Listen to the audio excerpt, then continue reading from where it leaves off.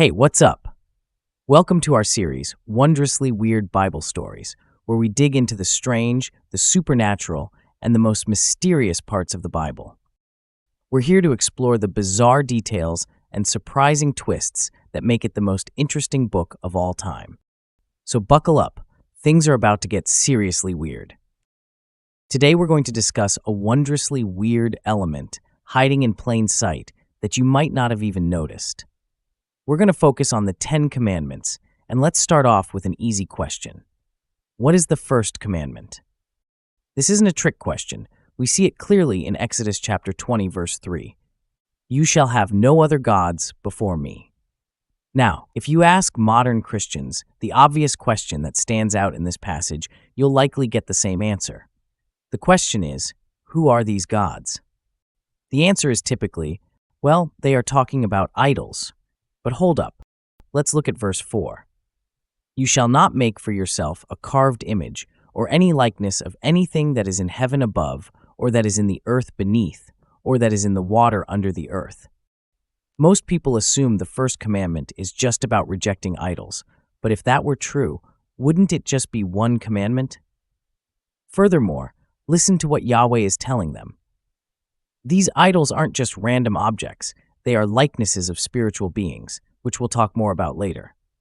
If you still aren't convinced here, let's check out the very first part of verse 5. You shall not bow down to them or serve them. Yahweh tells them not to bow down to who? Them, plural, or serve them. Again, we see a distinction here. Now let's circle back to the first question. Who are these other gods?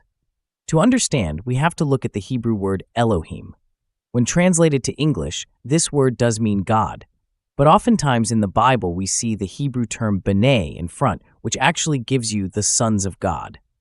This plurality indicates that we're talking about God's spiritual family. But what does this have to do with the 10 Commandments?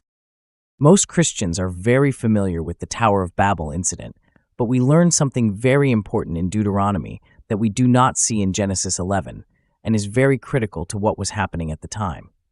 In chapter 32, verses 8 and 9, the Bible says, When the Most High gave to the nations their inheritance, when he divided mankind, he fixed the borders of the peoples according to the number of the sons of God. But the Lord's portion is his people, Jacob his allotted heritage. So what's the point? The sons of God are these spiritual beings, and this passage is telling us that they were given authority over the nations divided at Babel prior to Israel being established as a nation. While this might sound unbelievable, this explains why so many ancient civilizations worshipped so many unique deities. Okay, so what exactly is an idol then? Here's where things get interesting. In the ancient world, people believed that these idols were homes for their gods. That's why idols had hollow spaces or openings. They were seen as vessels that would be inhabited by a deity. They thought that by crafting an idol with care and precision, the deity would come and dwell inside it. So, if an idol was destroyed, the people didn't think the deity itself was killed. They believed it had lost its physical dwelling place. So, what would they do? They would build a new idol, apologize to the god for letting its dwelling get destroyed, and invite it back. This wasn't about the statue at all. It was about the spiritual being they believed could enter it.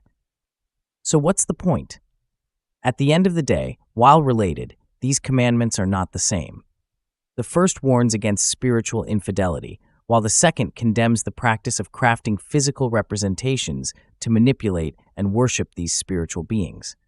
These commandments themselves acknowledge the existence of these powerful spiritual beings, and reducing them down to a stone statue diminishes the real threat they pose throughout the scriptures. Thanks for stopping by. If you enjoyed this, don't miss my series on supernaturality and the Bible. The link is in the description. And just remember to keep reading that Bible.